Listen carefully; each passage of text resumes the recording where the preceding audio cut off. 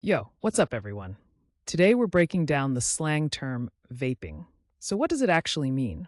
In simple words, vaping is inhaling vapor created by an electronic cigarette or similar device. People use it when talking about using e cigarettes as an alternative to smoking.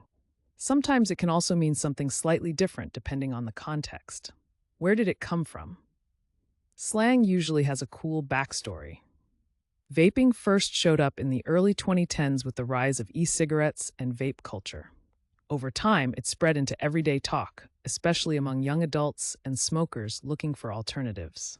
Now let's check out how to use vaping in a sentence. Correct example 1.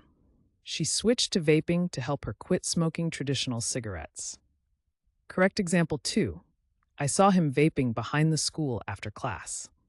And for laughs, here's a wrong example. My grandma said vaping at Sunday dinner and everyone just froze. See how slang adds personality and vibe? Using vaping right makes you sound natural, but using it wrong can be hilarious. Quick recap: vaping means inhaling vapor created by an electronic cigarette or similar device.